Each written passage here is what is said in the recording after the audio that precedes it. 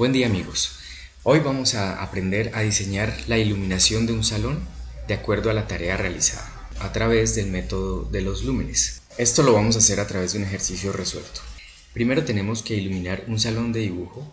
Esto es importante, la tarea a realizar es supremamente importante, que mide 4 metros de ancho por 6 metros de largo y tiene una altura de 2.6 metros.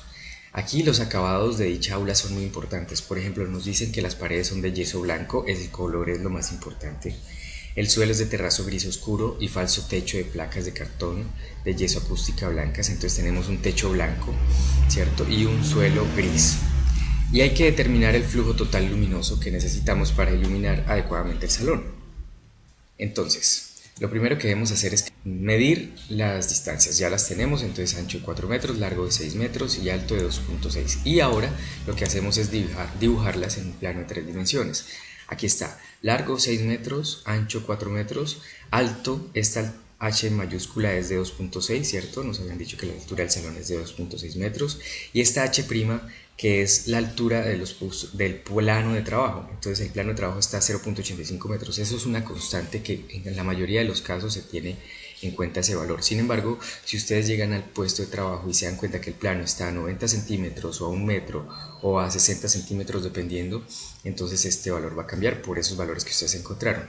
Si ustedes van, por ejemplo, a hacerle la iluminación a un pasillo, a un vestíbulo, a un hall, etcétera, pues la altura del plano de trabajo va a ser 0 porque se va a estar caminando solamente y no va a haber ningún otro tipo de tarea. Bien, entonces, ¿ahora qué vamos a hacer? Determinemos el nivel de iluminancia media que se necesita para realizar adecuadamente esa labor. Para eso debemos irnos a la guía técnica de iluminación o al reglamento técnico de iluminación que lo tenemos aquí. Reglamento técnico de higiene industrial, iluminación, enfocado en iluminación. Este reglamento tiene todo lo que yo les he mostrado en los videos anteriores y lo que viene en los videos siguientes. Pero en este video me voy a enfocar en una tabla que es muy importante y es eso que acabamos de ver, lo que nos va a enseñar a determinar el nivel de luminancia necesario para la tarea o adecuado para la tarea.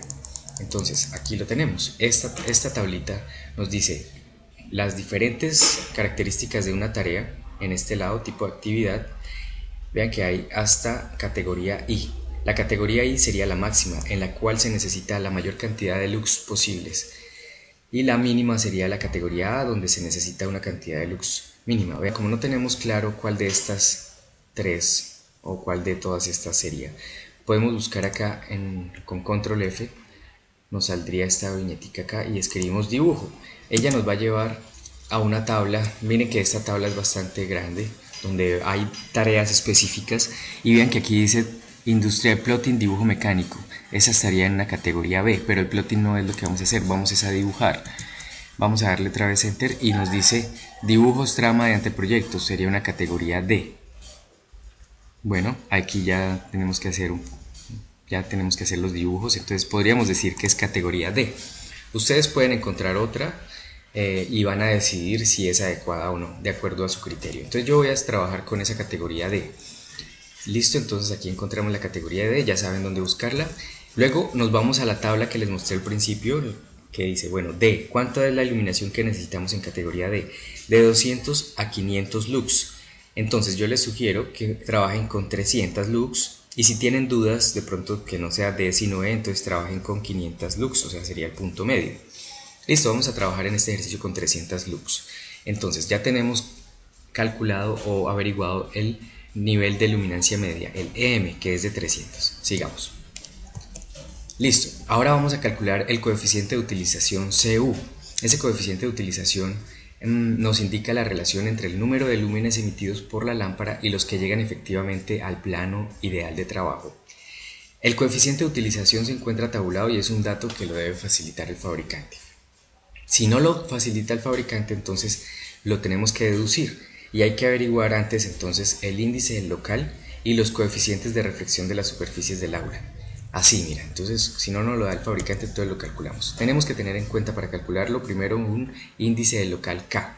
Entonces vamos a primero a definir, para calcular ese índice del local, definimos si la iluminación que vamos a utilizar va a ser directa, semidirecta, indirecta, indirecta o general difusa. Y si aplicamos una de estas iluminaciones, utilizamos esta fórmula. Si no, entonces utilizamos la fórmula de indirecta y semi-indirecta. Pero entonces, ¿qué es directa, semi-indirecta, indirecta y semi-indirecta? Entonces, aquí tenemos los ejemplos. Una iluminación semi-indirecta es la que tiene esta característica. Aquí tenemos la luminaria y se proyecta, se refracta hasta que llega al puesto de trabajo. La iluminación difusa es la que vienen los rayos de la luz y atraviesan una capa oscura y se difusa la iluminación a través de todo el salón, como lo vemos acá. La iluminación indirecta es la que no viene derechito al punto que queremos ver, sino que se proyecta hacia las paredes y hacia el techo para que después llegue al objeto que queremos mostrar. Aquí tenemos otro ejemplo en una casa. Y aquí tenemos otros ejemplos de iluminación, por ejemplo la iluminación general localizada, ¿cierto? Aquí tenemos otro que es la iluminación localizada específicamente o iluminación local y una combinación entre iluminación local y iluminación generalizada. Bueno, ya sabiendo eso, ahora vamos a calcular el índice local K. Como sabemos que necesitamos una iluminación directa, entonces general, entonces utilizamos esta constante K con esta fórmula. A por B, entonces ancho por largo, 4 por 6. Y H sería la diferencia entre la altura del techo desde el piso menos la altura del puesto de trabajo. Entonces, como la altura del piso al techo es 2.6 y le restamos la altura del puesto de trabajo que es 0.85, entonces nos da un total de 1,75. Aquí lo tenemos. Por A más B. Igual hacemos esta operación, nos da 1.37. Bien, ya tenemos calculado el constante K. Ahora vamos a calcular el coeficiente de reflexión. Para eso debemos tener en cuenta los colores del piso, paredes y techo. Entonces aquí tenemos una tabla donde nos dice el techo, si es blanco, denle un valor de 0.7, si es claro, denle 0.5, si es medio, denle 0.3, y para las paredes lo mismo, un valor para claro, un valor para medio y un valor para oscuro. Miren que el piso no tiene tanta importancia, le dan valores más pequeños.